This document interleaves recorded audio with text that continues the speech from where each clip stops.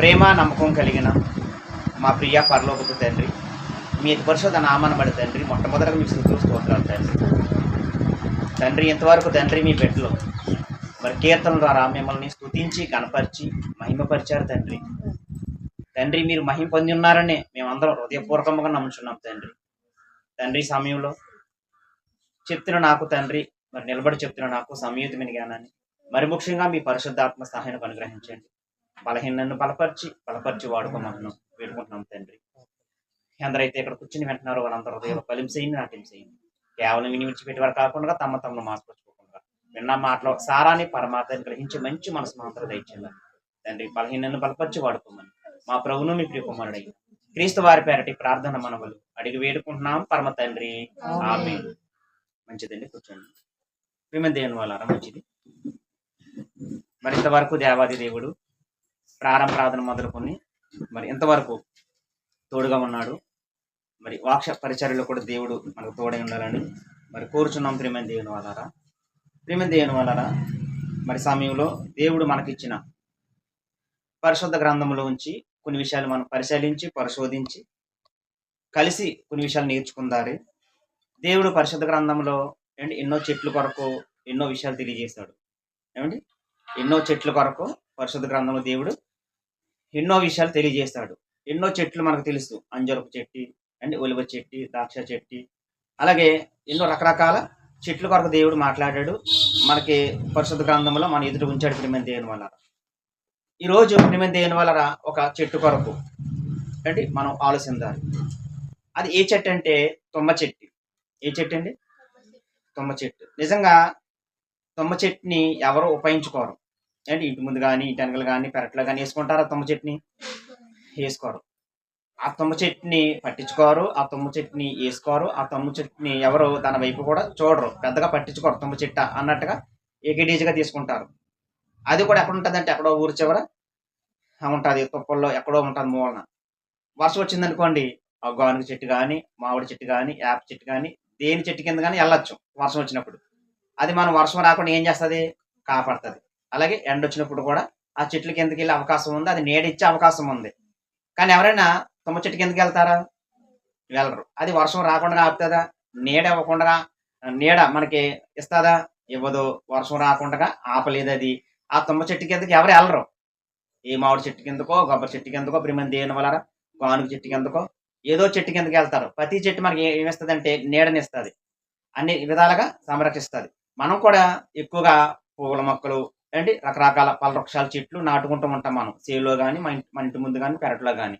కానీ తుమ్మ చెట్టు ప్రియమైన దేని వల్ల ఎక్కడో ఊరు చివరు ఉంటుంది, దాని వైపు చూడరు, దాన్ని ఎవరు పట్టించుకోరు. అంటే ఆ తుమ్మ చెట్టుకి దేవుడు ఎంత విలువనిచ్చాడంటే చాలా విలువనిచ్చాడు. ఆ తుమ్మ చెట్టుకి చాలా విలువనిచ్చాడు, చాలా ప్రాధాన్యత ఇచ్చాడు. నిజంగా ఆ తుమ్మ చెట్టుని ప్రతి మనిషి తునీకరిస్తారు, దాని వైపు చూడరు. అది ఎక్కడో ఊరు చివరు ఉంటుంది, దాన్ని ఎవరు పట్టించుకోరు. దేన్ని? తుమ్మ చెట్టుని.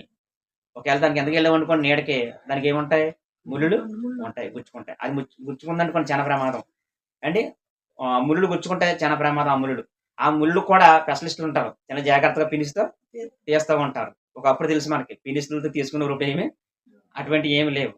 కాలు పైకి చాపి ఒకరు మళ్ళీ దాన్ని పట్టుకుని జాగ్రత్తగా తీసేవారు, స్పెషలిస్టులు ఉండేవారు మాట. అంటే అంత అలా గుచ్చుకుంటుంది అది. అంటే ప్రేమ దేని వల్ల అలాంటి తుమ్మ చెట్టు, తునీకరించబడిన తుమ్మ చెట్టు, ఎక్కడో పట్టించుకోలేని తుమ్మ చెట్టు, ఎక్కడో ఉన్న తుమ్మ చెట్టుకి దేవుడు ఎంత ప్రాధాన్యత, ఎంత విలువనిచ్చాడంటే కొన్ని విషయాలు చూద్దారండి. చూద్దాం ప్రేమ దేని వల్ల. నిర్గమకాండము ప్రేమ దేని వల్ల 25వ అధ్యాయము 10వ వచనం చూద్దామండి. చూడండి, దేవుడు ఆ తుమ్మ చెట్టు తోటి అండి ఎంత ప్రాధాన్యత ఇచ్చాడంటే, ఆ తుమ్మ చెట్టుకి ఎంత విలువనిచ్చాడంటే, దాన్ని ఎక్కడ తీసుకొచ్చి ఎక్కడ పెట్టాడంటే, దాన్ని దేనికి వాడాడంటే చూద్దాం, ఆశ్చర్యపోతాం మాట. ఆ తుమ్మ చెట్టుకి అంత ప్రాధాన్యత ఉందా? అంత విలువ ఉందా? ఆ తుమ్మ చెట్టుని దేవుడు అంత అలా వాడుకున్నాడా?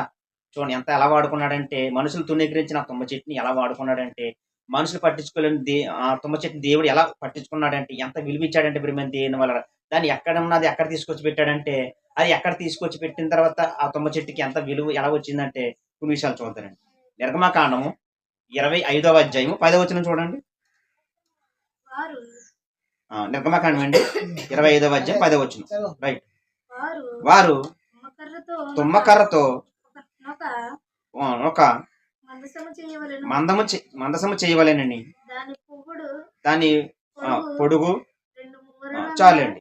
ప్రియమైన దేవుని వల్ల దేవుడు చెప్తున్నాడు మాట, వారు ఆ తుమ్మ కర్రతో ఒక మందసమును చెయ్యవలెను. అంటే దేవుడు తుమ్మ కర్రతో ఏం చేయమంటున్నాడు చూడండి. తుమ్మకర్రతో దేవుడు ఏం చేయించుకుంటున్నాడు, తుమ్మకర్రతో ఏం చేయమంటున్నాడు అంటే మందసం. మందసం ఎక్కడ ఉంటుందండి ఆలోచించాల. మందసం ఎక్కడ ఉంటుందంటే ప్రియమైన దేవుని వల్ల పాత నిబంధనలో ఆవరము, పరిశుద్ధ స్థలము, అది పరిశుద్ధ స్థలము. ఆలోచించండి, ఆవరము, పరిశుద్ధ స్థలము, అతి పరిశుద్ధ స్థలము. ఆవరణలో ఎవరు ఉంటారంటే భక్తులు ఉంటారు, ఆవరణలో భక్తులు ఉంటారు. పరిశుద్ధ స్థలంలో యాజకుడు ఉంటాడు, అతి పరిశుద్ధంలో ప్రధాన యాజకుడు ఉంటాడు. అంటే మందసం ఎక్కడ ఉంటుంది ఇప్పుడు? ఆవరణలోన, పరిశుద్ధ స్థలంలోన, అతి పరిశుద్ధ స్థలంలోన? అతి పరిశుద్ధ స్థలంలో ఉంటది. ఏంటి? మందసం. ఆ మందసం దేంతో చేయించాడు దేవుడు? దేంతో చేయమంటున్నాడు? తుమ్మకర్ర. చూసారా? అంటే ఎక్కడున్న ఆ తుమ్మకర్ర, ఆ తుమ్మ చెట్టు ఎక్కడికి వచ్చిందో చూడండి. ఎక్కడికి వచ్చింది? అతి పరిశుద్ధ స్థలం. ఎవరు పడితే వెళ్ళొచ్చమా? ఎవరు పడితే వాళ్ళు వెళ్ళకూడదు. అక్కడికి అతి పరిశుద్ధ స్థలంలోకి. అక్కడికి ఎవరు వెళ్ళాలంటే సంవత్సరానికి ఒకసారి ప్రధాన యాజకుడు. యాజకుడు కాదు, ప్రధాన యాజకుడు మాత్రమే వెళ్ళాలి. యాజకుడు వేరు, ప్రధాన యాజకుడు. అంటే ఆ పరిశుద్ధ స్థలంలోకి ఎవరు వెళ్ళాలంటే ప్రధాన యాజకుడికి వెళ్ళాలి. ఆ మందసంలో ఏముంటాయంటే ప్రియమైన దేవుని వల్ల ఆ మందసంలో ఏముంటాయి? 10 ఆజ్ఞలు గల పలకలు ఉంటాయి. 10 ఆజ్ఞలు గల పలకలు, మన్నా పాత్ర, ఆరోని చిగురించి చేతికర్ర.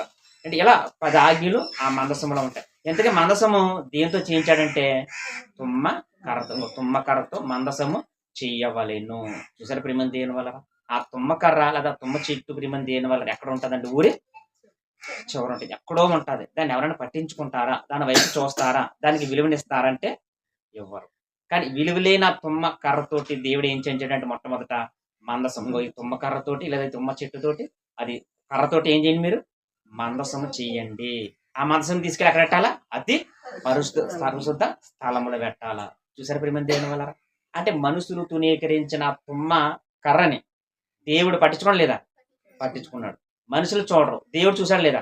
మనుషులు ప్రాధాన్యత ఇవ్వరు, దేవుడు ప్రాధాన్యత ఇచ్చాడు. చూడండి, దాంతో ఏం చేయించాడంటే పనికిరాని ఆ తుమ్మ చెట్టుతోటి, ఆ కర్రతోటి ఏం చేయించాడంటే దేవుడు మందసాన్ని చేయించాడు. ఆ మందసాన్ని దేవుడు ఎక్కడ పెట్టించాడంటే అతి పరిశుద్ధ స్థలంలో. చూసారు ప్రియమైన దేవుని వల్ల అంటే ఏదైతే తునీకరించారో, ఏదైతే మనం నీచంగా చూస్తున్నామో, ఏదైతే మనం పక్కన పెట్టామో దాన్ని దేవుడు ఏం చేస్తాడో పట్టించుకుంటాడు, చూస్తాడు, విలువనిస్తాడు. మనం విలువలేని దానికి, మనుషులు విలువ ఇవ్వలేని దానికి, మనుషులు పట్టించుకోలేని దానికి, మనుషులు చూడలేని దానికి దేవుడు చూస్తాడు, దేవుని విలువనిస్తాడు, దేవుడు ప్రాధాన్యత ఇస్తాడు, దేవుడు విలువనిచ్చి గొప్పగా చేస్తాడు. చూసారు ప్రియమైన దేని వల్ల అంటే ఏ మనిషి కూడా తుమ్మ చెట్టు వైపు చూడరు, పట్టించుకోరు అండ్ ఉపయోగించుకోరు ఎక్కువగా. అలాంటి ఎక్కడో ఊరు చివరున్న తుమ్మ చెట్టి తీసుకొచ్చి కర్రగా చేయించి మీరు నాకు ఏం చేయాలా? మందసం చేయండి. మోసే దీంతో ఏం చేయాలా? మందసం చేయాలా. అంటే దేవుడు మందసం ఏంటండి? ఏ కర్ర ఇది? తుమ్మకర్ర. తుమ్మకర్రతో దేవుని మందసం చేయబడ్డారు. చూసే అది ఎక్కడ పెట్టదంటే ఆవరణలో కాదు, పరిశుద్ధ స్థలంలో కాదు, అతి పరిశుద్ధ స్థలం. అతి పరిశుద్ధులు ఎవరు ఉంటారు? దేవుడు. మందసం ఉన్నదంటే ఎవరున్నారు అక్కడ? దేవుడు. చూసారు ప్రియమైన దేవుని వల్ల ఎంత ప్రాధాన్యత ఇచ్చాడు, ఎంత విలువనిచ్చాడో చూడండి. ఇంకా ఏం చేశాడో చూద్దాం. ఆ తుమ్మకర్రతోటి ఇంకా దేవుడు అని ఏం చేయించుకున్నాడో చూద్దాం. మొట్టమొదటి ఏంటి? మందసం చేయించాడు. రెండోది చూద్దాం ప్రియమైన దేవుని వల్లరా. అదే నిర్గమకాండము ప్రియమైన దేవుని వల్లరా 13 వచ్చినవండి.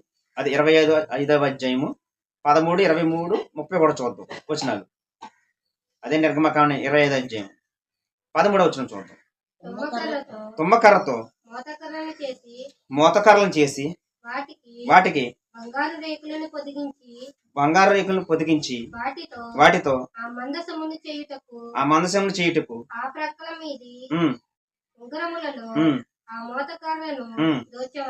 చాలండి. అండ్ ఇప్పుడు మందసము ఎవరు మొయ్యాలా? ఎవరు పడతాలో మొయ్యమా? మందసము ఎవరు పడతాలో మొయ్యకూడదు, ముట్టుకోకూడదు. యాజకులు, లేవీలు అందులో మళ్ళీ తెగలు ఉంటాయి. కహాతీలు అయిన వారు ఏం చేయాలా? ఆ మందసమును మొయ్యాల. భుజాల మీద ఎట్టుకోకూడదండి, ముట్టుకోకూడదు, చేతులతో ముట్టుకోకూడదు అండి. చేతులతో ముట్టుకుని ప్రియమైన దేవుని వల్ల ఏ బండి ఎక్కించకూడదు, బండి మీద ఎక్కించకూడదు, చేతులతో ముట్టుకోకూడదు. మేతకర్రలు ఉంటాయంట. ఆ మేతకర్రలతో ఏం చేయాలి? ఆ రింగుల్లోకి దూపి మొయ్యాల. అంటే కర్రలు కూడా దేంతో చేయించాడు? ఏ కర్ర చెప్పండి? తుమ్మకర్ర. అంటే ఆ మందసమును మోసే కర్రలు కూడా ఏ కర్రలు? తుమ్మకర్ర. ఆ తుమ్మకర్రతోటి ఆ కర్రలతోటి ఆ మందసం కొన్న రింగులు ఉంటాయి కదా, ఆ రింగుల్లోకి దూపి ఏం చేయాలా? భుజముల మీద మొయ్యాలి. ముట్టుకోవచ్చుమా? ముట్టుకోకూడదు, మందసం ముట్టుకోకూడదు. మీకు ఒక చరిత్ర గుర్తుకు రావాలా. దావీదు గారు అండ్ ఉజ్జా ఉజ్జా అని ఆయన కూడా, దావీదు గారు వీళ్ళందరూ ఇడ్ల బండ్ల మీద దేని తీసుకెళ్తారో? మందసాన్ని తీసుకెళ్తారు. అసలు బండి మీద ఎక్కించవచ్చుమా? బండి మీద ఎక్కించు. ఎవరు పడితే వాళ్ళు తీసుకెళ్ళిపోవచ్చుమా? ఎవరు పడితే వాళ్ళు ముట్టుకోవచ్చుమా? ముట్టుకోకూడదు. అర్థమవుతుందండి. వాళ్ళకి తెలుసు ధర్మశాస్త్రం ఎలా ఉందని. తెలిసి ఉండి కూడా ఆ దావీదు గారు, ఆ ఉజ్జా అని ఆయన వీళ్ళు బండి మీద ఎక్కిస్తారు. అక్కడ ఏమవుతాడు? ఉజ్జా స్పాట్ లో చనిపోతాడు. పడిపోతుందని ఇలా ముట్టుకుంటాడు. ముట్టుకోకూడదు. ఎవరు పడితే వాళ్ళు మొయ్యకూడదు. దీని మీద ఎక్కించేయకూడదు. కహాతీలు ఉంటారు, లేవీలో కహాతీలు. వాళ్ళ మాత్రమే ఆ కర్రలతోటి ఆ రింగుల్లోకి దోపి భుజాల మీద మోసే పని ఆలదే. డేరాలు ఒబ్బడి చేసే పని వేరే వాళ్ళది. ఇలా ఒక్కొక్కరు ఒక పని ఇచ్చాడన్నమాట. అంటే ప్రిమంది దేని వల్లరా ఈ మందసాన్ని ఏం చేయాలంటే ఆ తుమ్మకర్రతోటి ప్రిమంది దేని వల్ల ఆ రింగుల్లోకి దోపి మందసాన్ని మొయ్యాలి. అంటే మందసాన్ని మోసే కర్రలు కూడా ఏంటి? తుమ్మకర్ర. ఒకటి తుమ్మకర్రతో ఏం చేయించాడు? మందసం చేయించాడు. రెండు, దాన్ని మోసే కర్రలు కూడా తుమ్మకర్రలు. ఓకే, ఇంకా చూద్దాం ప్రిమంది దేని వల్ల. ఇంకా చూద్దాం. 30 వచనం కూడా చూడండి. 30 వచనం, 23 చూడండి. 23, 30 వచనం కూడా చూద్దాం. అదే నిర్గమకాండం 25వ అధ్యాయము 23వ వచనం. మరియు నీవు తుమ్మకర్రతోనొక బల్ల చేయవలెను. దాని పొడుగు 2 మూరల, దాని వెడల్పు చాలు. 30 వచనం కూడా ఉంది. 30 వచనం. నిత్యము నా సన్నిధిని సన్నిధి రొట్టెలను ఈ బల్ల మీద ఉంచవలేను. మరియు నీవు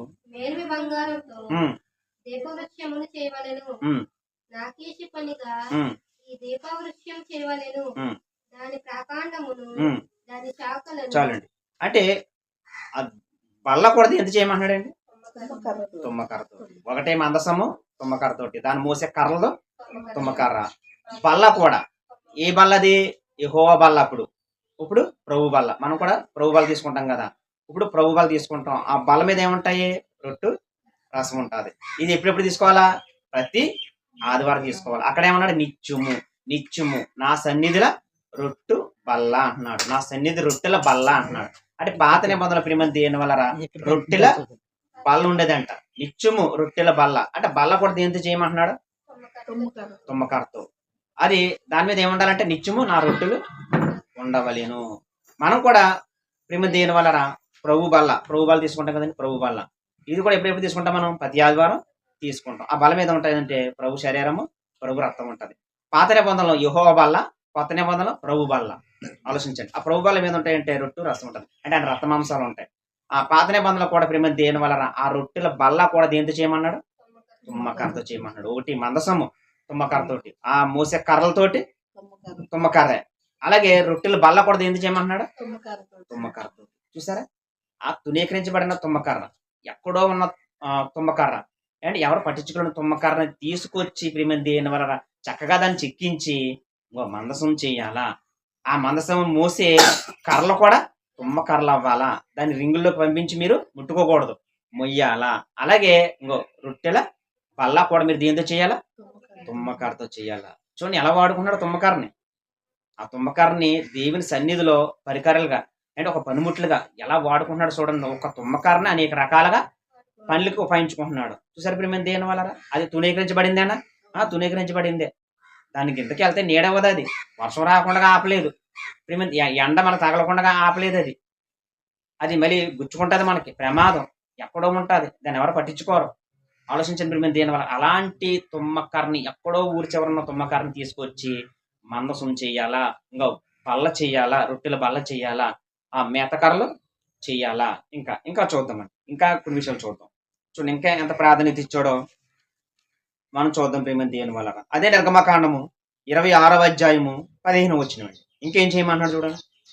ఇంకేం చేయమంటున్నాడు దాంతో? మరియు అంటే 26వ అధ్యాయం 15వ వచనం. రైట్. మరియు మందిరమునకు తుమ్మకర్రతో నిలువ పలకలు చేయవలెను. పలక పొడుగు చాలండి. అండి తుమ్మకర్త ఏం చేయమంటున్నాడా? పలకలు. ఇప్పుడు మన చుట్టూ గోడ ఉందా?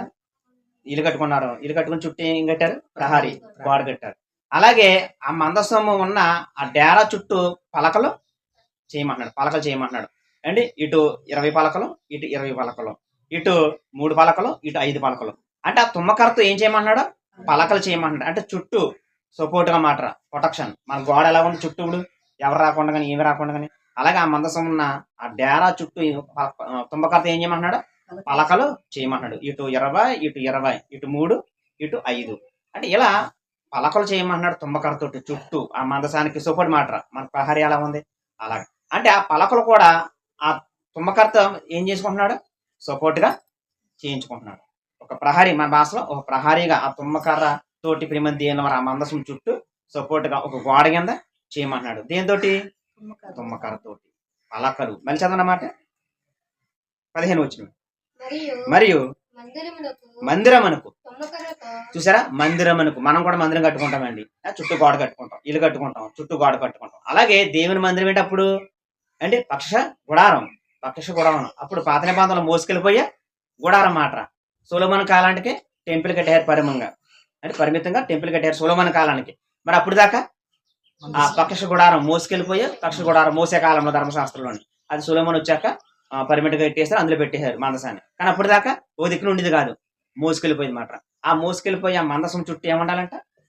ఆ పలకలు. ఆ పలకలు కూడా దీంతో తుమ్మకర్రతో. చూసారా? ఒకటి మందసము, 2 మోసే కర్రలు తుమ్మకర్ర, అలాగే బల్ల అంటే యెహోవా సన్నిధి రొట్టెల బల్ల తుమ్మకర్రతోటి.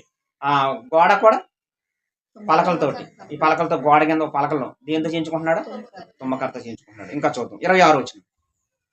26 వచ్చింది. 26, 32 కూడా చూద్దాం. అదే నిర్గమకాండం అండి. 26వ అధ్యాయం. తుమ్మకర్రతో అడ్డకర్రలు చేయవలను. మందిరం యొక్క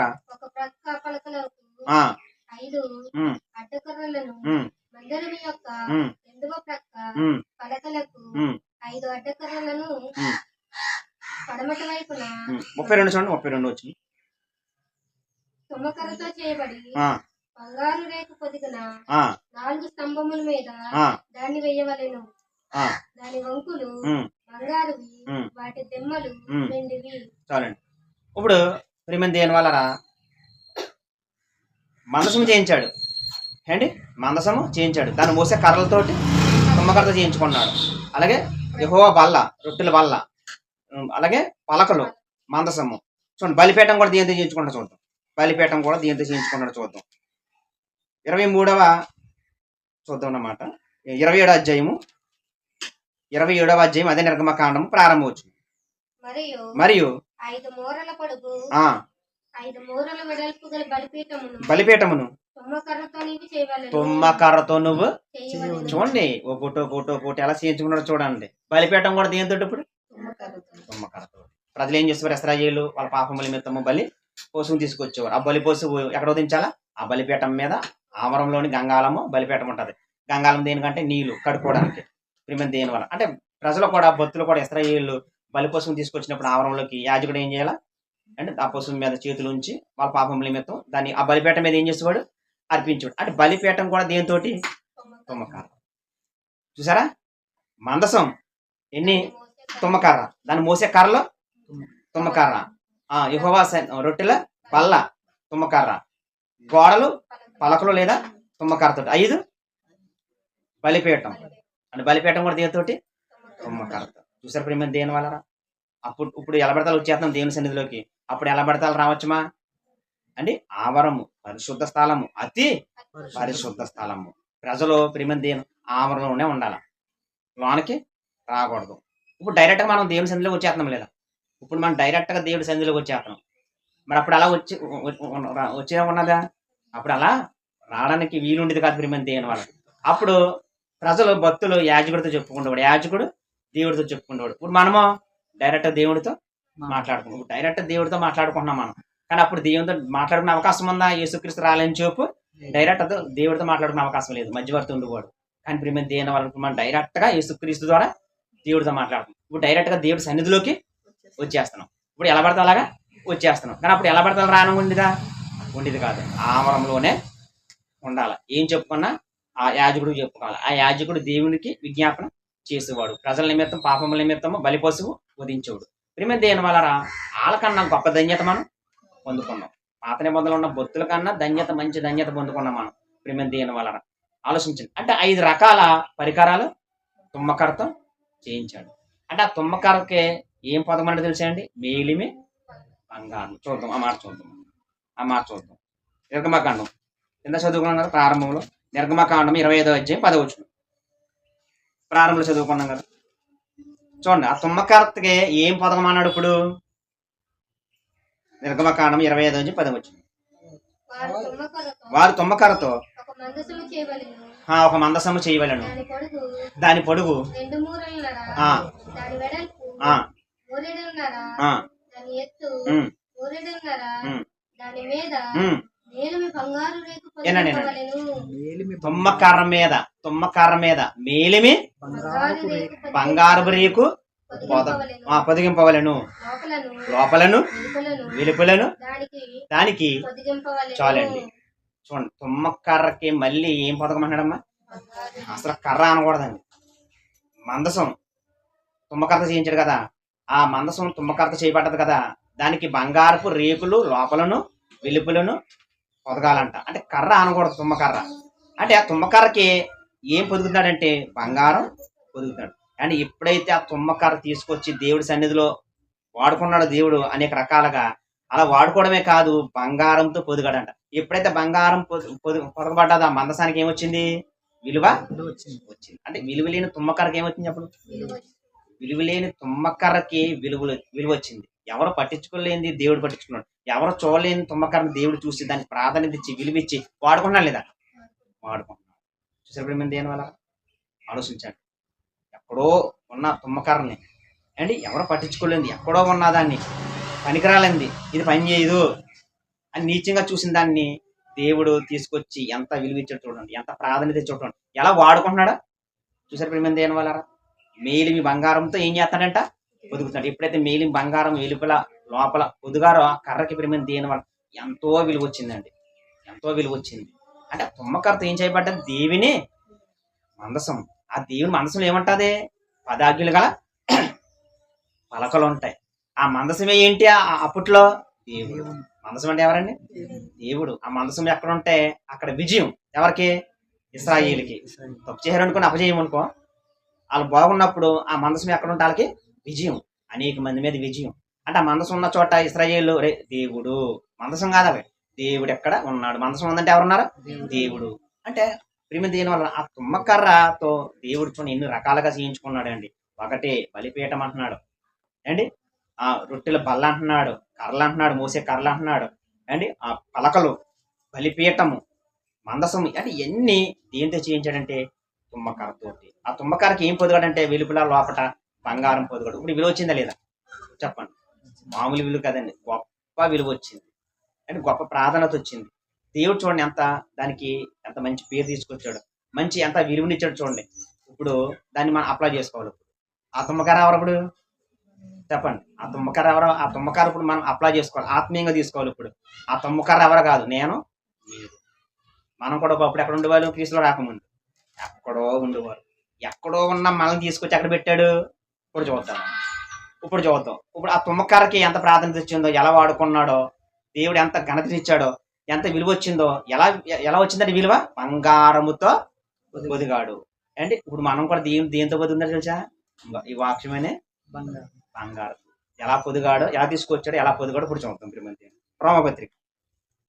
రోమపత్రిక నా తుమ్మకర్రకి ఎంత ప్రాధాన్యత వచ్చిందో, ఎంత విలువ వచ్చిందో, ఎలా దేవుడు వాడుకున్నాడో, ఎంత ఘనత వచ్చిందో, ఎక్కడి నుంచి ఎక్కడ తీసుకొచ్చాడో చూసాం. ఇప్పుడు దాకా ఎలా వాడుకున్నాడు, ఏం పొదిగాడో, ఏం పొదిగితే దానికి విలువ వచ్చిందో చూస్తాం.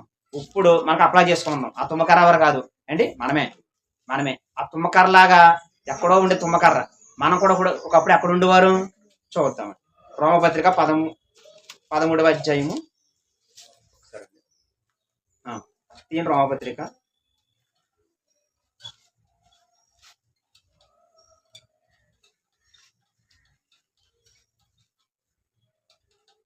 ఒకటో అధ్యాయం 13 వచనం. 1వ అధ్యాయం 13 వచనం రోమపత్రిక. చూడండి, ఒకప్పుడు తుమ్మకర్ల మానవ జీవితాలు కలిగిన వారమే. చూడండి, మనం ఎక్కడ ఉండేవాళ్ళం ఒకప్పుడు. 1వ అధ్యాయం రోమపత్రిక 13 వచనం అండి.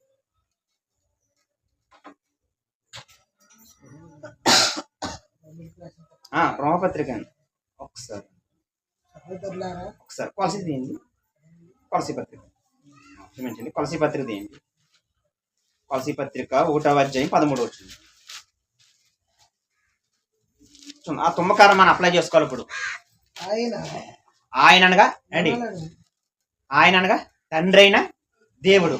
ఆయన తీసే కదండి. కొలసి పత్రిక 1వ అధ్యాయం 13 వచనం. ఆయన అనగా తండ్రి అయిన దేవుడు, ఆయన మనలను ఎక్కడి నుంచి అమ్మా? అంధకార సంబంధమైన అధికారంలోంచి ఏం చేయాలంటే మనల్ని విడుదల, చాలండి, విడుదల చేసి. అంధకారం అనగా చీకటి, చీకటి అనగా పాపమనే చీకటి. మన లైట్ ఆకలితో వస్తుంది, ఆ చీకటి కాదు. అంధకారం అనగా చీకటి, అంటే పాపమనే చీకటిలోంచి ఆయన తండ్రి అయిన దేవుడు మనల్ని ఒకప్పుడు క్రీస్తులోకి రాకముందు విడుదల చేసి అంధకార సంబంధమైన అధికారంలోంచి, అంటే అపవాద అధికారంలో ఉండేవారు. మనం ఒకప్పుడు అపవాదన అధికారంలో ఉండేవారు, అపవాద కింద ఉండేవారు, అపవాద వశంలో ఉండేవారు అండి. ఆ అంధకారమైన పాపమని చీకట్లో ఉన్న మనల్ని ఆయన తండ్రి అయిన దేవుడు విడుదల చేసి ఎక్కడ పెట్టాడంటే ఇప్పుడు తాను ప్రేమించిన తన కుమారుని యొక్క రాజ్య నివాసులుగా చేసేను. చూసారా? సంఘమనగా రాజ్యం, సంఘమనగా రాజ్యం, రాజ్యం అనగా సంఘం. ఇప్పుడు మనం ఎక్కడ ఉన్నాం? సంఘంలో ఉన్నాం అంటే సంఘం అంటే రాతి కట్టలు కాదు, మనమే. మనం ఎక్కడ కూడుకుంటే అదే సంఘం. వినండి, మనం ఎక్కడ కూడుకుంటే అదే సంఘం. మనం చెట్టు కింద కూడుకున్నాం అనుకోండి, అదే సంఘం. అదొద్దండి, మనం ఎక్కడ కూడుకుంటే, ఎక్కడ మనం ఎలా సావాసం కలుగుకుంటే అదే సంఘం. అంటే మనం కట్టుకున్నది కదా సంఘం అంటే. సంఘం అంటే మనమే. అంటే ఎక్కడ తీసుకొచ్చాడు? అంధకార సంబంధమైన అధికారుల నుంచి నిన్ను నన్ను మనందరిని విడుదల చేసి తన కుమారుడు రాజ్య నివాసులుగా సంఘ సభ్యులుగా చేసి సంఘంలో పెట్టాడు. తుమ్మకారు ఎక్కడ ఉండేది? ఎక్కడో ఊరి చివరి ఉండేది. మన ఎక్కడ ఉండేవాళ్ళు? అంధకార సంబంధమైన అధికారులు పాపంలో ఒకప్పుడు ఉండేవారు. అలాంటి మనల్ని విడుదల చేశాడు లేదా? విడుదల చేశాడు. తన కుమారుడు రాజ్య నివాసులు ఆయన సంఘంలో మనల్ని పెట్టాడు. చూసారు ప్రేమ దేని వల్ల? ఆలోచించండి. మనం కూడా ఇటువంటి వారు, తుమ్మకర్ర లాంటి వారు, తుమ్మ చెట్టు లాంటి వారు, తుమ్మకర్ర లాంటి వారు. మనం కూడా ఒకప్పుడు క్రీస్తులోకి రాకముందు. ఇప్పుడు కూడా క్రీస్తులో రాని వాళ్ళందరూ ఎక్కడ ఉన్నారు? ఎక్కడో అంధకార సంబంధం అధికారులు ఉన్నారు వాళ్ళు. మనం అందులోంచి విడుదల పొందేశాం. మనం కూడా తుమ్మకర్ర చెట్టుని ఎలా తీసుకొచ్చాడో మనం కూడా లోపల ఉన్న మనల్ని తీసుకొచ్చి మనం కూడా దేవుని సన్నిధిలో ఏం చేస్తున్నాడు? వాడుకుంటున్నాడు. ఇక్కడ కూడా దేవుడు ఏం చేస్తున్నాడంటే, మనం ఆ మందసాన్ని బంగారంతో పొదిగాడు కదా, మీరు బంగారంతో లోపల వెలుపల పొదిగాడు కదా. ఇప్పుడు కూడా తీసుకొచ్చి ఉదేహాడా? చెప్పండి. మందసాన్ని తీసుకొచ్చి అదే మందసం చేసి తుమ్మకారతో వదిలేశాడా? వదలలేదు. మేలిమి బంగారంతో లోపల వెలుపల ఏం చేయడంట? పొదిగాడు. దానికి విలువ వచ్చిందా లేదా? బంగారం పెట్టుకుని నగలేసుకుని అనుకోండి, వాళ్ళకి ఇంతగా చూస్తారు. చూడరా, మామూలుగా వెళ్ళేది వేరు, అంటే చక్కగా బంగారం వేసుకుని నగలేసుకుని వెళ్ళామనుకో, దానికి విలువ వేరు. చక్కగా అందరూ అలా చూస్తారు. మామూలుగా వెళ్ళిపోతే చూస్తారా? మామూలుగా అంటే చిరుగుని చీర కట్టుకుని మామూలుగా వెళ్ళిపోయి ఉండగా అలాగే లేచిపోయి ఎవరు పట్టించుకోరు. కానీ నగలు వేసుకుని బంగారం వేసుకుని విలువైన వస్తువులు వేసుకున్నాం అనుకో, మనక అలా విచిత్రంగా చూస్తారు. అంటే వింతగా చూస్తారు. ప్రేమ దేని వల్ల ఒక విలువ ఉంటుంది మామూలుగా ఈ భౌతిక సంబంధంగా. అలాగే ప్రేమ దేని వల్ల ఈ వాక్యం అనే బంగారంతో నిన్ను నన్ను ఏం చేస్తున్నాడు? దేవుడు పొదుగుతాడు. ఇప్పుడు ఏం చేస్తున్నాడు? వెలుపల లోపల ఈ బంగారంతో ఏం చేస్తున్నాడు? వాక్యమైన బంగారంతో మనం పొదుగుతున్నాడు. ఎప్పుడైతే ఈ వాక్యం బంగారంతో మనం అలంకరించబడ్డామో అంటే పొదిగించబడ్డామో, ఈ వాక్యమైన బంగారం మనం ఎప్పుడైతే ధరించుకోని మనం ఏమవుతుంది? ఇప్పుడు విలువ వస్తారు. చూసారా? దేవుడు ఈ బంగారంతో మనల్ని పొదిగి మనకి ఏమిస్తాడంటే విలువన ఇస్తున్నాడు. అంటే మన జీవితాలు కూడా ప్రేమ దేని తుమ్మకారు లాంటి జీవితాలు మన జీవితాలు కూడా. ఆలోచించండి. అలాంటి జీవితాలు కలిగిన మనము తన కుమారుడు రాజ్య నివాసులుగా చేసి ఆయన సంఘంలో పెట్టాడు. ఇప్పుడు మనం ఎక్కడ ఉన్నామంటే ఆయన సంఘంలో ఉన్నాం, ఆయన రాజ్యంలో ఉన్నాం. ప్రేమ దేని వల్ల ఆలోచించండి. అంటే మన బ్రతుకులు ఒకప్పుడు నీచమైన బ్రతుకులు, పాపరోత కలిగిన బ్రతుకులు. ఒకప్పుడు ఎలాంటి జీవితాలు అంటే మనం మీ అపరాధములు చూతును పాపములు చేతను ఏమయ్యామంట? చచ్చిన వారుగా. చూడండి మాట చూడండి. ఎఫెసీ పత్రిక అండి 2వ అధ్యాయం ప్రారంభం. చూడండి, మనం ఒకప్పుడు చచ్చిన వారమే అండి. ఒకప్పుడు మనం చచ్చిన వారు. ప్రేమ దేని వల్ల ఆలోచించండి. ఎలా చనిపోయామంటే చూడండి, ఎఫెసీ పత్రిక 2వ అధ్యాయం ప్రారంభమవుతుంది. మీ అపరాధముల చేతను పాపముల చేతను మీరు చచ్చిన వారై ఉండగా ఆయన మిమ్ములను క్రీస్తుతో కూడా బ్రతికించును. అండి, క్రీస్తులోకి రాకముందు మనం ఎవరమంట? చనిపోయాం. అపరాధముల చేతను పాపముల చేతను ఏమయ్యాం? చచ్చిపోయాం. మనం బతుకున్నాం కదా అనకండి. ఆత్మీయంగా ఏమయ్యాం? చచ్చిపోయాం. ఆత్మీయంగా చచ్చిపోయాం ప్రియమైనది. అపరాధముల చేతను పాపముల చేతను చచ్చిపోయాం. బాప్తిసం ద్వారా, రక్షణ ద్వారా, బాప్తిసం ద్వారా, తన కుమారుడు క్రీస్తు రక్తంలో మనం ఎప్పుడైతే కడగబడ్డామో బాప్తిసం ద్వారా మళ్ళీ ఆత్మీయంగా ఏమవుతున్నాం? బ్రతికించాడు. మళ్ళీ మనం బ్రతికించబడ్డాం. ఇక్కడ అందరూ బాప్తిసం అన్నాం. కానీ బాప్తిసం పొంది మనం అందరం ఏమయ్యాం? మళ్ళీ ఆత్మీయంగా చచ్చిపోయిన మనం మళ్ళీ ఆత్మీయంగా ఏమయ్యాం? బ్రతికాం. ప్రియమైనది, ఆత్మీయంగా చచ్చిపోయాము. భౌతిక సంబంధంగా బతుకున్నా ఆత్మీయంగా చచ్చిపోయిన మనం క్రీస్తు రక్తంలో ఎప్పుడైతే బాప్తిసం పొందామో, అంటే పాపక్షమాపణ నిమిత్తం బాప్తిసం పొందాం ప్రేమ దేవుని వల్ల మనం ఏమయ్యాం? బ్రతికించాం. అంటే క్రీస్తు మళ్ళీ ఏం చేశాడు? బ్రతికించాడండి. ఆత్మీయంగా బ్రతికించాడు. మనం బ్రతికించబడ్డాం. లోక రాజ్యాల్లో ఉన్న మనల్ని క్రీస్తు రాజ్యంలో పెట్టాడు. అంటే మనం సేఫ్టీ ప్లేస్లో ఉన్నాం లేదా? సేఫ్టీ ప్లేస్లో ఉన్నాం. మనం సేఫ్టీ ప్లేస్లో ఉన్నాం. ఆయన రెక్కల కింద ఉన్నాం మనం. అర్థమవుతుందండి? కోడి పిల్లలు రెక్కల కింద ఉంటే సేఫ్టీగా ఉంటుందా? బయట ఉంటే సేఫ్టీగా ఉంటుందా? రెక్కల కోడి పిల్లలు కోడి రెక్కల కింద, తల్లి రెక్కల కింద ఉంటేనే సేఫ్టీగా ఉంటది. బయట శిఖర్ చేస్తే గెద్దో పిల్లో ఎవరికి ఎత్తుకెళ్ళిపోతారు. శిఖర్లు చేసినట్టు పిల్లలు అంటే గెద్ద ఎత్తుకెళ్ళిపోతుంది. అంటే దేవుని రెక్కల కింద మనం ఎప్పుడైతే ఉన్నామో ప్రేమ దేని వల్ల సేఫ్టీ ప్లేస్ లో ఉంటాం. అంటే మనం అందరూ ఎక్కడ ఉన్నామంటే ఇప్పుడు సేఫ్టీ ప్లేస్ లో ఉన్నాం. క్రీస్తు రెక్కల కింద ఉన్నాం. మనం క్రీస్తు రెక్కల కిందే ఉండాలి. ఆయన సన్నిధిలో, ఆయన రాజ్యంలోనే మనం ఉండాలి. అదొద్దండి, ఆయన రాజ్యంలో తీసుకొచ్చి పెట్టాడు. ఇంకా ఆయన రాజ్యంలోనే మనం ఉండాలా. అంటే ఆయన రెక్కల కిందే ఉండాలా. ఆయన రెక్కల కింద ఉంటేనే కాపుదల్లా. ఇప్పుడు కోడి పిల్లలు బయట ఉన్నాయనుకోండి, గెద్దలు పిల్లులు వచ్చి ఎత్తుకెళ్ళిపోతాయి. మరి మనల్ని గెద్దలో పిల్లులు కాదు, అపవాది గర్జించే సింహం వల్లే ఎవరని మింగుదామని వెతుకులాడు తిరుగుతున్నాడు. ఆలోచించండి, మనల్ని కూడా ఎత్తుకెళ్ళిపోదామని ఎవరు తిరుగుతున్నారు? అపవాది గర్జించే సింహం వల్లే తిరుగుతున్నాట. ఎక్కడ దొరుకుతాడా, ఎలా దొరుకుతాడా, ఇప్పుడు మింగేద్దామని చూస్తుంది. అది దానికి మన అవకాశం ఇవ్వచ్చమా? అవకాశం దేవుని రెక్కల కింద ఉండాలి. దేవుని సన్నిధిలో ఉండాలి. దేవుని రాజ్యంలో ఉండాలి. ఆయన సామస్యంలో ఉండాలి. అది ఎవరు దొరుకుతారో అని చూస్తున్నా అపవాది. అంటే ఎవరిని పడగొట్టేద్దామా, ఎవరిని నాశనం చేద్దామా, అది ఎవరు దొరుకుతాడా మింగేద్దామని చూస్తుంది. అంటే మింగేస్తుందంటే ఎంత ఆకలితో ఉందో చూడండి. ఆలోచించండి. మీ విరోధైన అపవాది, ఫ్రెండ్ అన్నాడా? ఫ్రెండ్ అనలేదు. మీ విరోధైన అపవాది గర్జించే సింహం వల్ల ఎవరిని మింగేదమా. తినడం కాదంట, ఏం చేస్తుందంట? ఇప్పుడు మనం ఆకలితో ఉన్నామనుకోండి, ఎప్పటికైనా ఆకలితో ఉన్నామనుకోండి, సాఫీగా నవ్వులుతామా? నవలం. ముందు 2-3 ముద్దలు నోట్లో వేసేసుకుంటాం. నోట్లో వేసేసుకుంటాం కుక్ చేసుకుని. అప్పుడు సాఫీగా, అంటే ఆకలితో ఉన్నవాడు ఏం చేస్తాడంటే నవలడం 2-3 ముద్దలు నోట్లో కుక్ చేసుకున్నాక సాఫీగా నవ్వులుతాడు. అపవాది కూడా మింగేయడానికి సిద్ధంగా ఉందంటే ఎంత ఆకలితో ఉంది? అది చాలా ఆకలితో ఉంది. ఇలాగే మింగేస్తుంది జనాలని, ఇలాగే పడగొట్టేస్తుంది. ఇలాగే అది నాశనం చేయ. కామెళ్ళు పట్టించుకున్నాడా?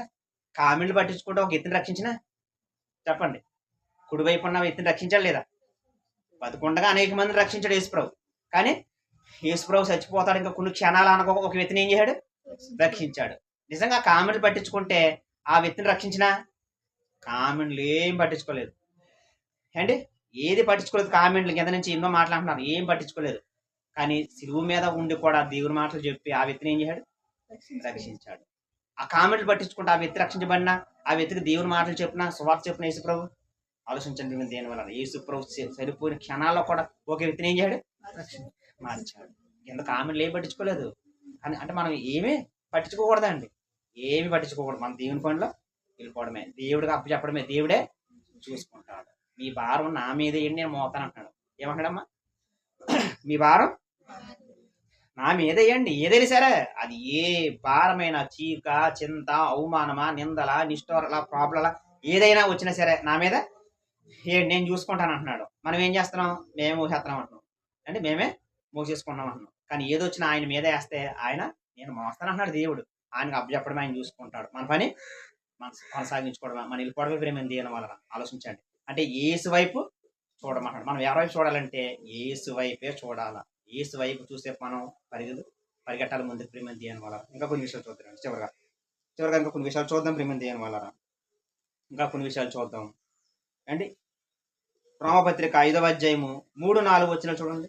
రోమపత్రిక 5వ అధ్యాయము 3-4 వచనాలు కలిపి ఉంటాయి.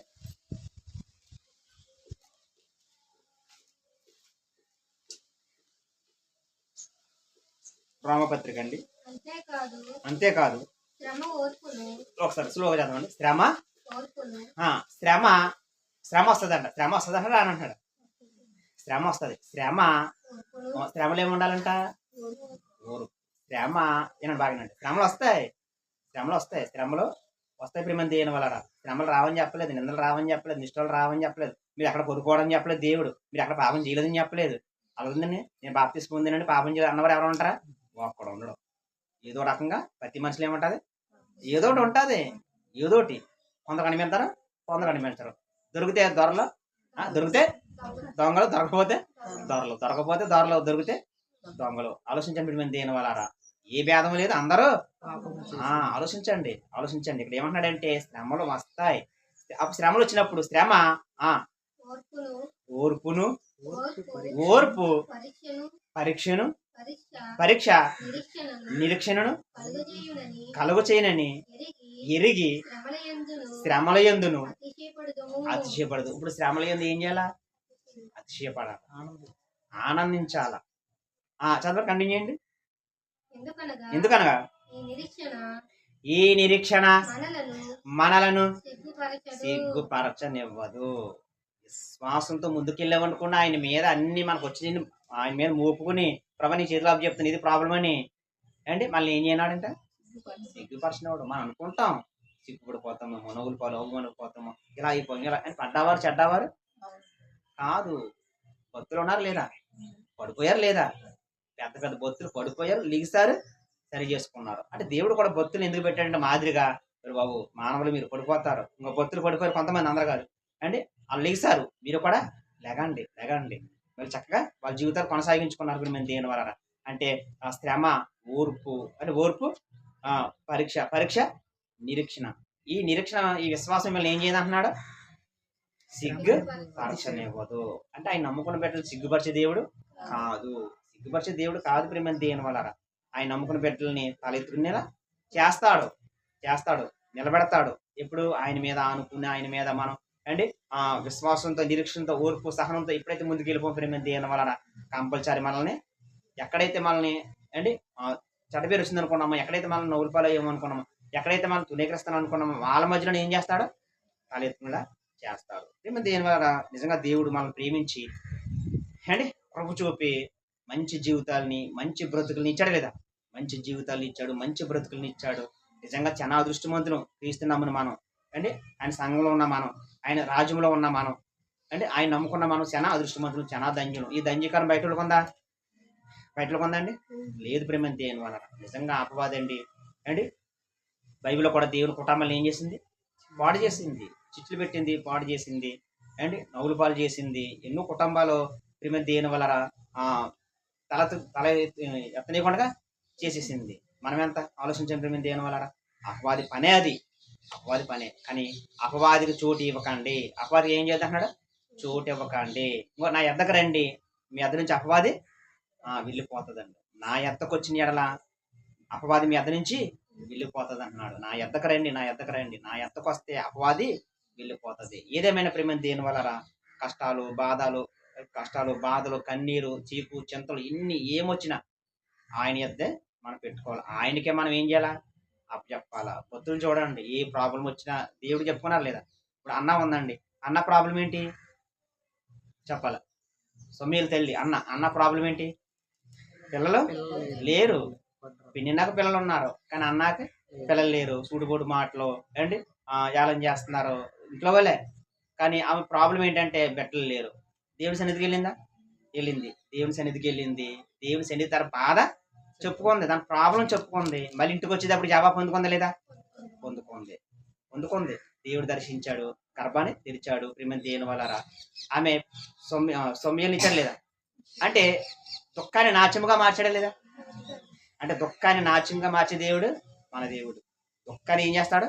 నాట్యముగా మారుతాడు. కుంగుని వారిని ఏం చేస్తారంట? లేవని. ఆ మాట చదువుకున్నాం కదా. చదువుకున్నాం. కీర్తనల గ్రంథము 146 అధ్యాయం. కుంగిన వారిని ఏం చేస్తాడు? 146 అధ్యాయం అండి కీర్తనలో.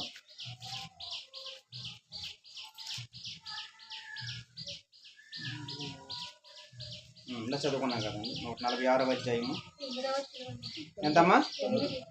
చదవండి. యెహోవా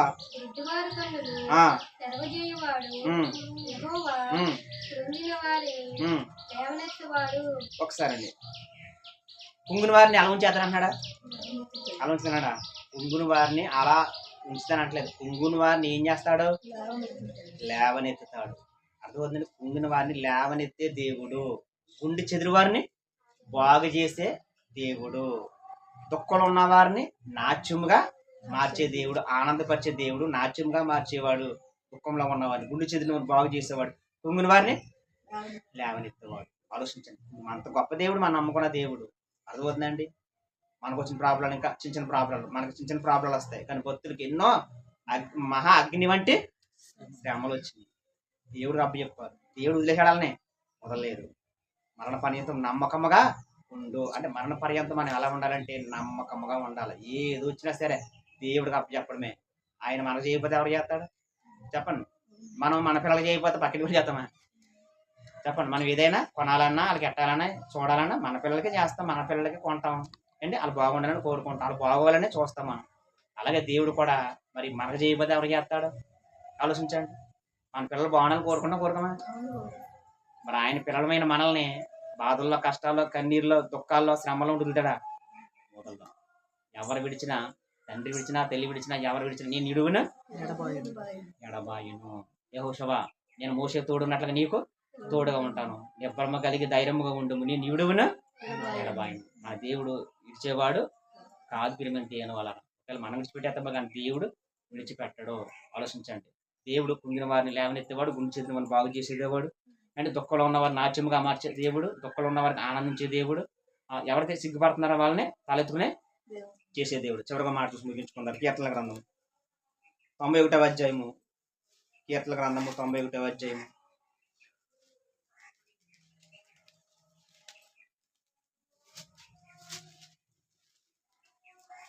14 వచ్చినవండి. చూడండి, దేవుడు ఎంత భరోసా ఇస్తున్నాడు చూడండి మనకి. ఆయన పిల్లలమైన మనకి చాలా భరోసా ఇస్తున్నాడు అండి. ఎంత ఆదరణ ఇస్తున్నాడు, ఎంత నెమ్మది ఇస్తున్నాడో చూడండి మనకి. చివరిగా చూసుకున్న మాటలు ముగించుకుంటారంటే 91వ అధ్యాయం 14 వచ్చింది. చూసారమ్మా? అతడు నన్ను ప్రేమించుచున్నాడు కనుక నేను అతనిని తప్పించేదని. ఇప్పుడు చెప్పండి, ఆయన్ని ప్రేమిస్తే అది ఏదైనా సరే, ఏ ప్రాబ్లం ఉంటే సరే మళ్ళీ ఏం చేస్తానంటున్నారు? తప్పిస్తాను. వాళ్ళు తిరుగుతుంది కాబట్టి మనం ఎక్కడ ఉండాలంటే దేవుని రెక్కలకి ఉండాలి. దేవుని సన్నిధిలో, దేవుని రాజ్యంలో, ఆయన సామాసంలోనే మనం ఉండాలి. ప్రేమ దేవుని వల్ల. ఎందుకంటే దేవుడు సేఫ్టీ ప్లేస్లో తీసుకొచ్చి పెట్టాడు కాబట్టి సేఫ్టీ ప్లేస్లో మనం ఉండాలి. అంటే మన అపరాధముల చేతను, పాపం చేతను చచ్చిపోయిన వరకు ఉన్న మనల్ని క్రీస్తు ఏం చేశాడు? బ్రతికించాడు. చూసారు ప్రేమ దేవుని వల్ల ఎంత విలువని ఇచ్చాడు చూడండి, ఎంత జీవితాన్ని, మంచి జీవితాన్ని ఇచ్చాడు చూడండి, ఎంత ప్రాధాన్యత ఇచ్చాడు చూడండి. అని మనకున్న దంజికారం బయట ఉందా? వాళ్ళు అపవాది అంధకారంలో ఉన్నారు, అపవాది రాజ్యంలోని అంధకారంలో ఉన్నారు, పాపం అనే జీవితం కలిగి ఉన్నారు. వాళ్ళు ఇంకా దేవుని సేఫ్టీ ప్లేస్లోకి రాలేదు, దేవుని రాజ్యంలోకి, దేవుని సంఘంలోకి రాలేదు, బయట ఉన్నారు వాళ్ళు. ప్రేమ దేవుని వల్ల నిజంగా మనం చాలా ధన్యులము, చాలా అదృష్టవంతులము. క్రీస్తుని నమ్మిన మనం చాలా ధన్యులము, చాలా అదృష్టవంతులు. ఎక్కడికి వచ్చేసామంటే ఆయన రాజ్యంలోకి వచ్చేసాం ఏంటి, ఆయన సంఘంలోకి వచ్చేసాం. మనం బ్రతికించబడ్డాం. క్రీస్తుతో కూడా ఏం చేయడం మనల్ని బ్రతికించాడు, మంచి జీవితాన్ని ఇచ్చాడు, లేదా ఇచ్చాడు, మంచి ప్రాధాన్యత ఇచ్చాడు, మంచి జీవితాన్ని ఇచ్చాడు అండి. చూసారు ప్రేమ దేని వల్ల మనం కూడా ఎక్కడో ఉన్న వారిని తీసుకొచ్చి చనిపోయిన వారిని బ్రతికించి ఆయన సన్నిధిలో పెట్టుకున్నాడు. మనం దేంతో పొదుగుతున్నాడంటే ఇంక వాక్యమనే బంగారంతో మనల్ని ఏం చేస్తున్నాడు? పొదుగుతున్నాడు. ఈ వాక్యమైన బంగారంతో మనం పొదగబడాలి, అలంకరించబడాలి అండి. అప్పుడు మనకేమొస్తుంది? విలువ వస్తుంది. ఆ మందసం ఏమొచ్చింది? విలువ వచ్చింది. మేలిమి బంగారంతో లోపల విలుపట ఎప్పుడైతే పొదుగారో దానికి మంచి విలువ వచ్చింది. ఏమైంది దేని వల్ల మనం కూడా అనుకోవచ్చు, నన్ను ఎవరు పట్టించుకోవట్లేదు, నన్ను ఎవరు చూస్తలేదు అంటే, నన్ను ఎవరు ప్రాధాన్యత లేదు, నన్ను నీచంగా చూస్తున్నారు, నన్ను తునీకరిస్తున్నారు అనుకోవచ్చు. కానీ ఎవరు తునీకరించినా, ఎవరు నీచంగా చూసినా, ఎవరు పట్టించుకోకపోయినా, ఎవరు విలువకపోయినా దేవుడు విలువిస్తాడు. నేను ఎప్పుడు చెప్తాను, మనుషులు నమ్ముకుంటే కంటే రాజులు ఆశ్రయించే కంటే యెహోవాని నమ్ముకోవటమే మేలు. మనిషాన్ని కానీ మాయగాడు మోసగాడు, మనిషాన్ని కానీ మాయగాడు మోసగాడు.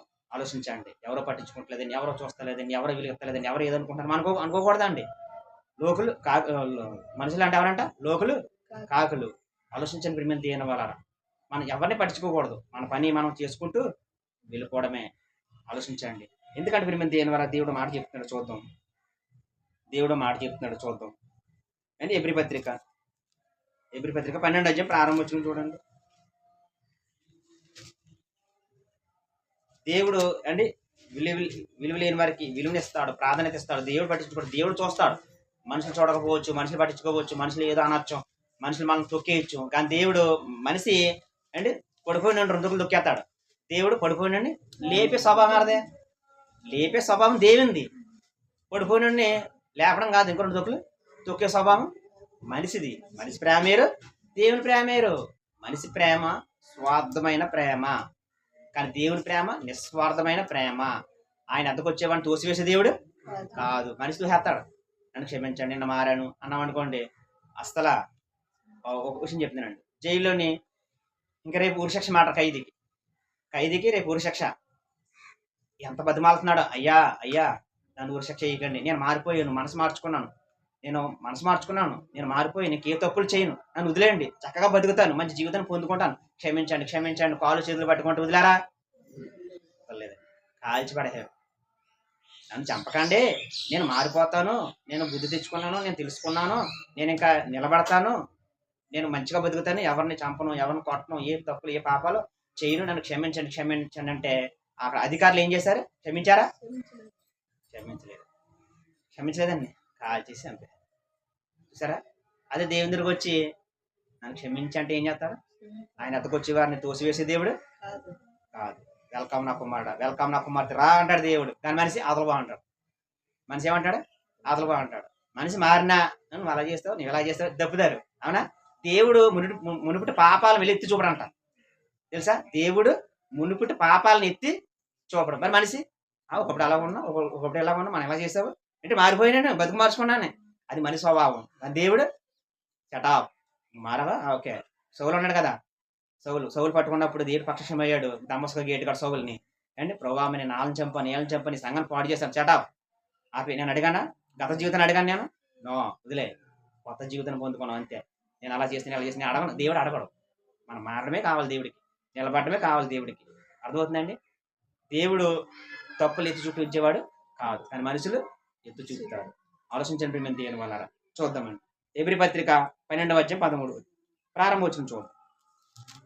ఎబ్రీ పత్రిక 12వ అధ్యాయము ప్రారంభం వచ్చిన చూద్దాం. ఇంత గొప్ప సాక్షి సమూహము అండి ఎవరంట? విశ్వాస వీరులు. ఎలా ఉన్నారంట? విశ్వాస వీరులు. ఒక మంచి సాక్ష్యం ఉందంట. ఆ సాక్ష్యం దేంతో పోలుస్తాడు? మేఘం వలె ఉందంట. మనల్ని ఆవరించి ఉన్నందున మనము కూడా ప్రతి భారమును, చూడండి, మనము కూడా ప్రతి భారమును సులువుగా చిక్కులు పెట్టే పాపము నుంచి విడిచిపెట్టి ఏనండి అండి మనము కూడా అపవాది ఏం చేస్తారు? సులువుగా చిక్కులు పెడుతుంది అంట. ఎవరు? అపవాది సులువుగా చిక్కులు పెట్టి పాపములు ఏం చేస్తుంది? పడవేస్తుంది. మళ్ళీ చదువు, మొదటి నుంచి చదవండి స్లోగా. ఎంత గొప్ప సాక్షి సమూహము మేఘము వలె మన ఆవరించి ఉన్నందున మనము కూడా ప్రతి భారమును సులువుగా చిక్కులు పెట్టే పాపమును ఒకసారి అండి అపవాది ఏం చేస్తుందంట? సులువుగా చిక్కులు పెడుతుందంట. అంటే సులువుగా చిక్కులు పెట్టి సులువుగా పాపములు ఏం చేస్తుంది? పడవేస్తే మనల్ని ఎక్కడికో తీసుకెళ్ళిపోతుంది, ఏదో ఆలోచనలో తీసుకెళ్ళిపోతుంది, పైకి లేవనవ్వదు, ఆలోచింపనవ్వదు, ముందుకు వెళ్ళనవ్వదు, పొంగ తీసేస్తుంది, కూసింపజేసేస్తుంది. ఆలోచించండి. బైబిల్ చెప్తుంది కష్ట నష్టాలకు కుంగిపోక, శరీర కోరికలకు లొంగిపోక ఎవరి వైపు చూడాలంట? చదవన మాట అక్కడ ఉంది. విశ్వాసమునకు కర్తయు దాన్ని కొనసాగించిన వాడైన యేసు వైపు చూచుచు మన ఎదుట ఉంచబడిన పందెములో ఓపుకతో పరిగెడదాము. మన ఎదుట ఏది ఏముంచబడిందంట?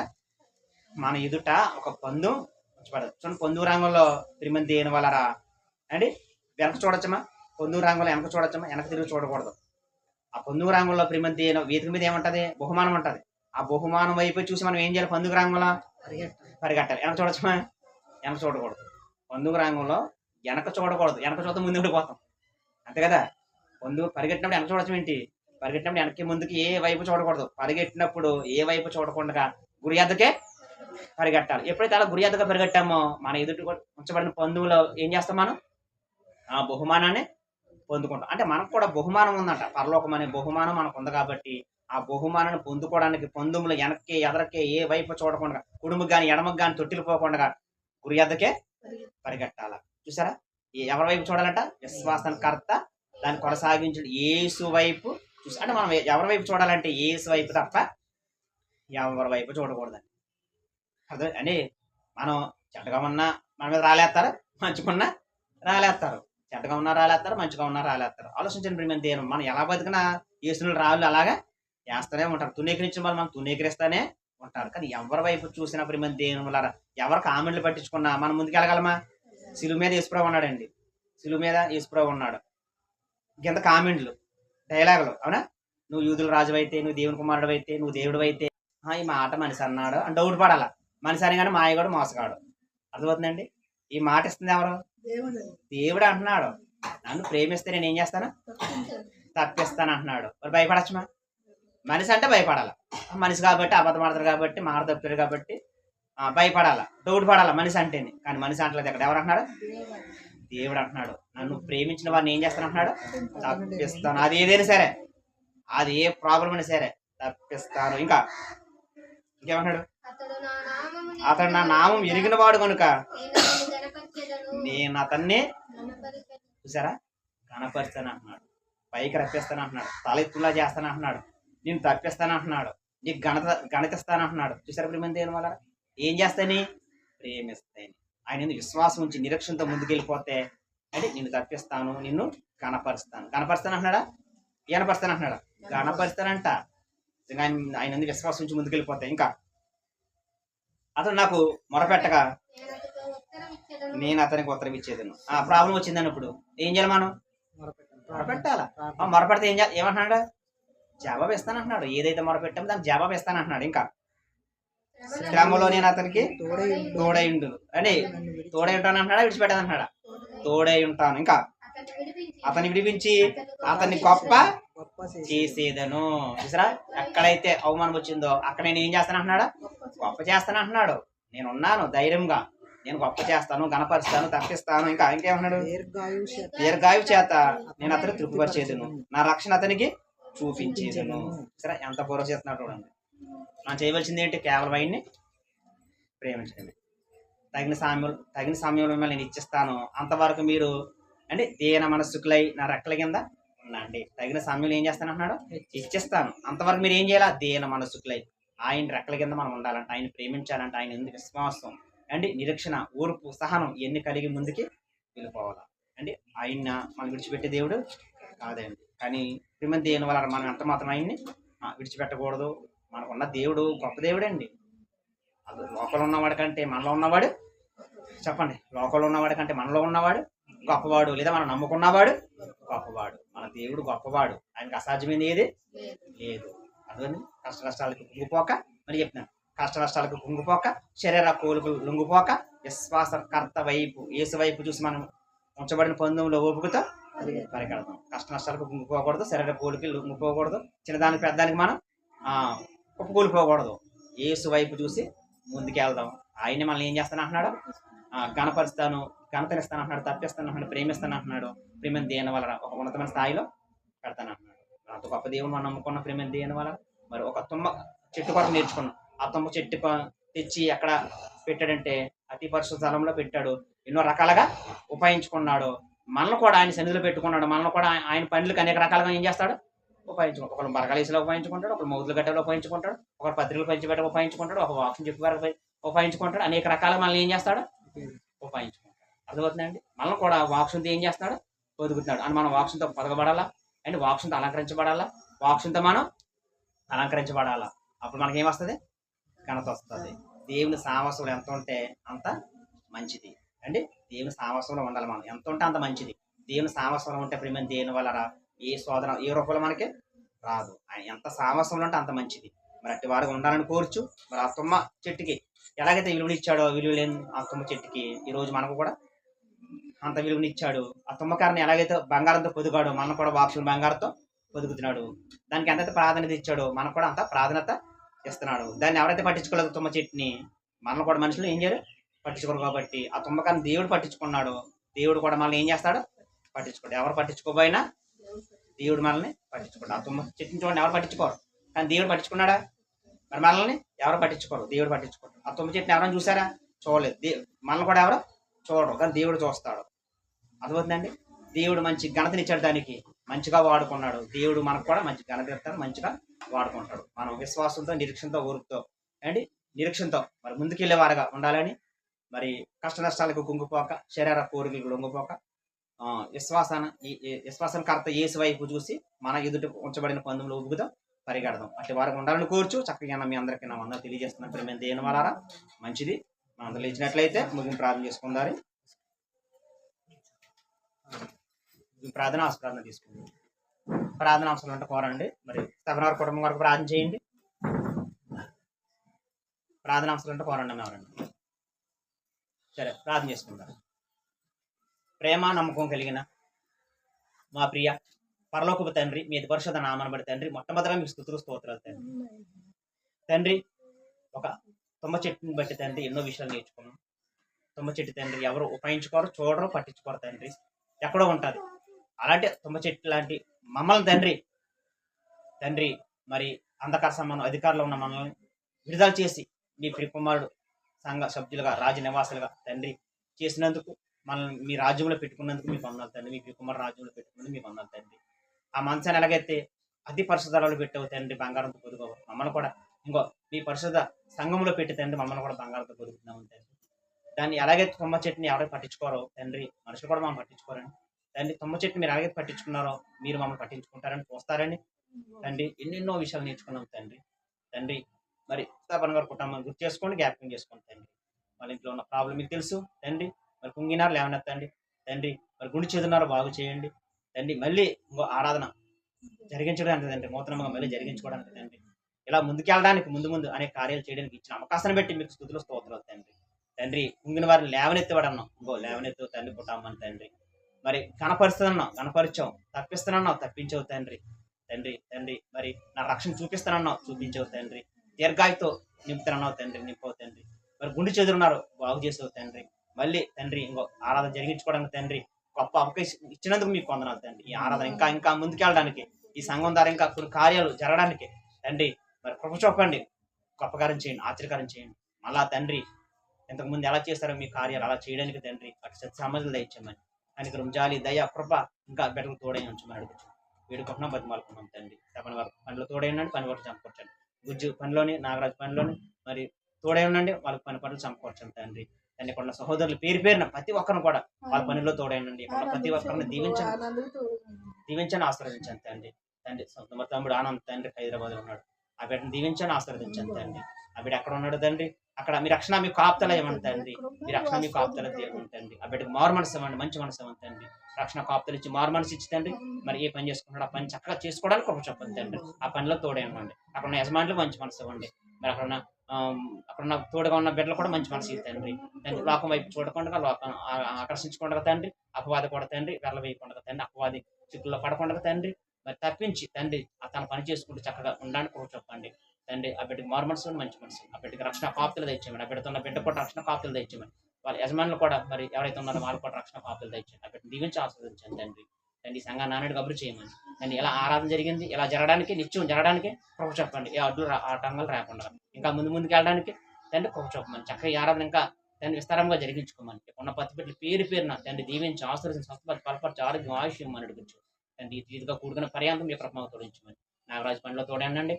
అక్కడ యజమానులు కూడా మంచి మనసు ఇవ్వండి. ఆ బిడ్డ కూడా మరి ఆరాధన వచ్చే అవకాశం కూడా మరి వచ్చే వారి నుంచి దయచేయమని అడుగుచ్చు. ఈ ఆరాధన ఆకుండా కంటిన్యూ చేసుకోమని, మధ్యలో కూడా తండ్రి మీ మాటలు వెళ్ళడానికి, అటు కార్యాలు చేయడానికి, అటు సత్య సాంబల్యం మాకు కూడా దయచేయమని అడుగుచ్చు. ఇలా బిడ్డలని మరి లేవనెత్తి తండ్రి కృప చూపి ఆరాధన జరిగించుకుని ఇచ్చిన అవకాశం బట్టి మీకు వందనాలు తెలియజేస్తూ తండ్రి బిడ్డలు ఇంకా ఆనందపరచమని మరి కుమారుని బట్ట కూడా సంతోషపరిచి ఆనందపరిచి మారుమడిచి బిడ్డ కూడా దయచేయమని అడుగుతున్నాం. దానికొండ బిడ్డల పేరు పైన దీవించి ఆశ్రదించమని ఇటుగా కూడుకునే పర్యంతం యొక్క కృపను అందరూ తోడించమని మా ప్రభువును మీ ప్రియ కుమారుడైన క్రీస్తు వారి పేరటి ప్రార్థన మనవులు అడిగి వేడుకుంటున్నాం పరమ తండ్రి ఆమేన్. మన తండ్రి దేవుని ప్రేమయు తన కుమారుని యేసుక్రీస్తు కృపయు పరిశుద్ధాత్మన్యన సావాసం మనందరికి ఎప్పుడు సదాకాలం తోడై ఉండిన గాక ఆమేన్. అన్నారు